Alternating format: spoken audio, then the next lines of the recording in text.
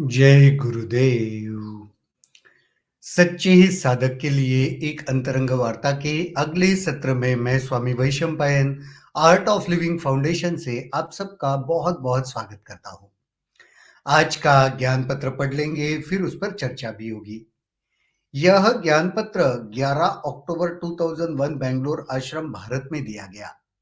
शीर्षक है, क्या युद्ध हिंसात्मक है या अहिंसात्मक? हिंसा और अहिंसा किसी कर्म से नहीं बल्कि उसके आशय पर आधारित है।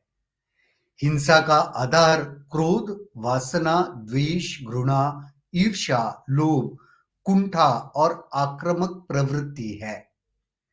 डॉक्टर भी किसी व्यक्ति का पेट को चीरता है और एक अपराधी भी।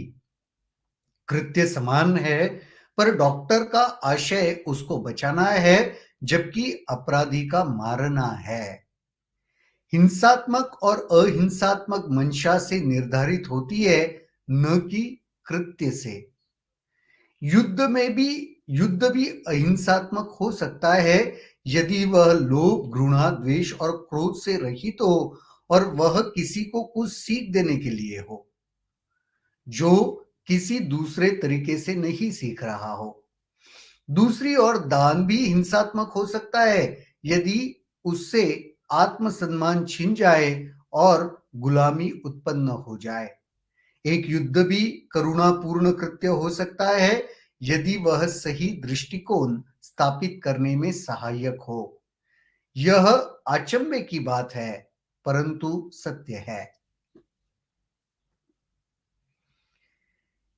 सही में विचार करने जैसा यह ज्ञान पत्र है कि क्या युद्ध भी अहिंसात्मक हो सकता है क्या? ये प्रश्न ही अपने आप में बड़ा दिलचस्प है। क्या युद्ध हिंसात्मक है या अहिंसात्मक?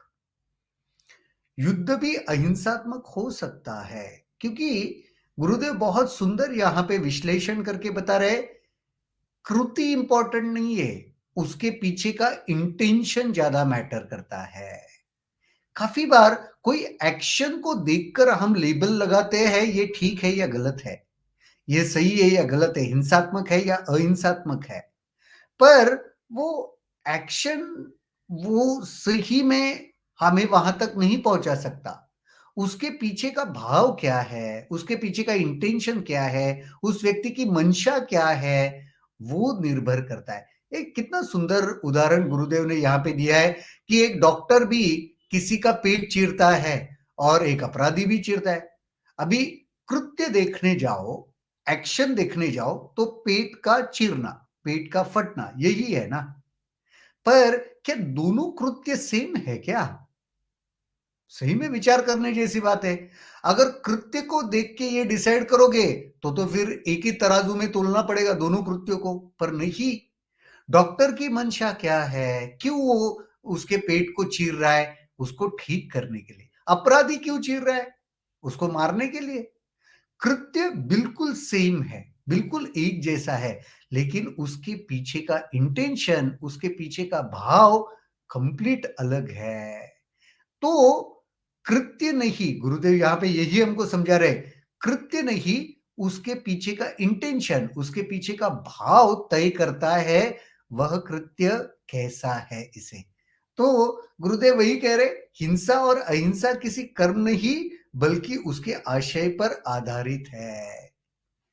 हिंसा या अहिंसा ये क्या है, हिंसा है या अहिंसा है, ये तय करना उसके एक्शन पर नहीं है, निर्भर करता आशय पर। उसके पीछे क्या रीजन है उस पर डिपेंड करता है कि वह पर्टिकुलर कृत्य हिंसात्मक है या अहिंसात्मक है। हिंसा का आधार क्या है? क्रोध। अगर वो क्रोध पर निर्भर है, क्रोध उसका कारण है, वो कृत्य का, वो हिंसा हो गया। दूसरा क्या कहते हैं? वासना। अगर कोई कृत्य वासना में बहकर वासना हावी हो गई है और किया जा रहा है, हिंसा हो गया। द्वेष, अगर द्वेषात्मक भाव से किया जा रहा है, द्वेष उसका कारण है वो कृत्य होने का, हिंसा हो गया। घृणा, वैसे ही कोई घृणा होती है ना, किसी चीज को तुच्छ लेखना, घृणा करना, वो भाव से अगर कोई कृत्य किया है, वो भी हिंसा हो गया। ईर्ष्या और लोभ, जेलसी से कर रहे हो कुछ, भले वो कृत्य ठीक भी है ना, तो भी वह हिंसात्मक है, ये गुरुजी कह रहे हैं। भले वह कृत्य बाहर से दिखने में ठीक लग रहा हो, लेकिन उसके पीछे का आशय, उसके पीछे का भाव अगर ईर्ष्या है, लोभ है, तो गड़बड़ है।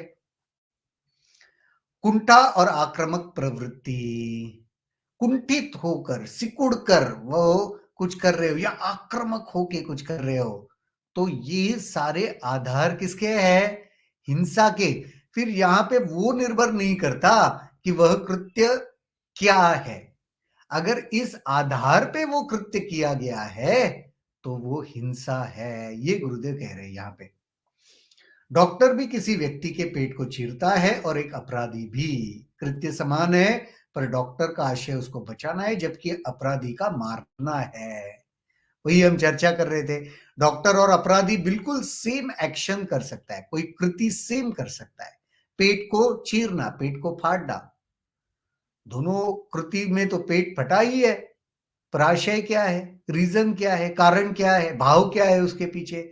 डॉक्टर उस मरीज को बचाने के लिए करता है और अपराधी उसको मारने के लिए करता है, वह सबसे इंपॉर्टेंट है। जबकि अपराधी का मारना है हिंसात्मक और अहिंसात्मक मंशा से निर्धारित होता है, न कि कृत्य से। अपराधी मारने के लिए कर रहा है तो उसकी मंशा क्या है? उसे मारना। डॉक्टर भी उसका पेट चीर रहा है, उसकी मंशा क्या है? उसे बचाना। तो तय कृत्य से नहीं होता, उसके पीछे की मंशा, उसके पीछे का भाव क्या है, उससे होता है। युद्ध भी अहिंसात्मक हो सकता है, कोई युद्ध भी अहिंसात्मक हो सकता है यदि वह लोभ, घृणा, द्वेष और क्रोध से रहित है। अगर लोभ से नहीं है, घृणा से नहीं है, क्रोध से नहीं है, आक्रामकता से नहीं है, इससे रहित होकर अगर कोई युद्ध कर रहा है, तो वो युद्ध भी अहिंसात्मक हो सकता है। यह किसी को यह किसी को कुछ सीख देने के लिए है जो किसी दूसरे तरीके से सीख ही नहीं रहा है। तो ये सीख है, बेसिकली वो युद्ध करना भी एक सीख है, और वो इसलिए देना पड़ रहा है क्योंकि वह किसी दूसरे तरीके से समझ नहीं रहा, सीख नहीं रहा।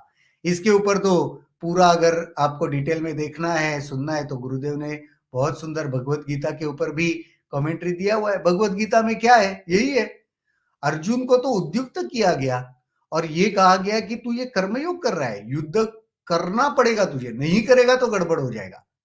क्योंकि न करने की कृति में कुछ तो ये सारे भाव है, लोभ, ईर्ष्या, दुख, पीड़ा, जो भी वो जो भी था, तो भागने का डर, ये सारे भाव से अगर तुमने युद्ध नहीं किया, वो भी हिंसात्मक हो जाएगा। तो बड़ा इंटरेस्टिंग, अगर भगवत गीता, मुझे लगता है गुरुदेव यहाँ पे बता रहे, उसका एक मूर्तिमंत उदाहरण है। यदि लोभ, घृणा, द्वेष, क्रोध से रहित होकर किसी को सीख देने के लिए जो दूसरे किसी तरीके से सीख नहीं रहा, तो युद्ध भी अहिंसात्मक हो सकता है। दूसरी ओर दान भी हिंसात्मक हो सकता है यदि उससे आत्मसम्मान छिन जाए और गुलामी उत्पन्न हो जाए। तो कोई दान जो किसी का आत्मसम्मान कम कर दे और गुलामी का भाव उत्पन्न करे, तो वह भी हिंसात्मक कृत्य हो सकता है। कितना सुंदर कहा है देखो, एक युद्ध भी करुणापूर्ण कृत्य हो सकता है यदि वह सही दृष्टिकोण स्थापित करने में सहायक हो। युद्ध भी करुणामय दृष्टिकोण से किया जा सकता है। युद्ध भी अगर सही दृष्टिकोण स्थापित करने में मददगार होता है, तो युद्ध के वजह से किसी को सीख मिलती है, कोई ज्ञान में आता है, कोई आत्मसम्मान में रहता है, कोई कर्म करने के लिए आगे बढ़ता है। करुणामय दृष्टिकोण से किया हुआ युद्ध भी अहिंसात्मक हो सकता है। यह अचंभे की बात है, परंतु सत्य है। सुनने में थोड़ा अजीब लगता है ना कि अरे युद्ध जहां पे इतना जीव हानि होगा, सब कुछ होगा, उसे कैसे अहिंसात्मक कह सकता है कोई? यही सोच में तो आ सकता है। लेकिन वही गुरुदेव फिर से बता रहे, कृत्य को मत देखो, उसके पीछे का भाव क्या है उसको देखो, उस पर निर्भर करेगा कि वह कृत्य कौन-सा वह कृत्य हिंसात्मक है या अहिंसात्मक। तो अगर उसके पीछे का भाव गलत है, तो अहिंसात्मक दिखने वाला कृत्य भी हिंसात्मक हो सकता है। और अगर उसके पीछे का भाव सही है, तो दिखने में तो हिंसात्मक दिखने वाला कोई कृत्य भी बिल्कुल अहिंसात्मक हो सकता है। बहुत सुंदर विचार, इसके ऊपर आप ज़रूर मनन करना, इसके ऊपर चिंतन करना और इससे जुड़े हुए कोई भी प्रश्न अगर आपके मन में उठते हैं, तो उसे कमेंट सेक्शन में ज़रूर लिखना। आज के लिए तो यहीं पर रुकते हैं, कल दोबारा मुलाकात होगी, इसी जगह, इसी समय, किसी नए विषय के साथ। तब तक के लिए शुभ रात्रि, जय गुरुदेव।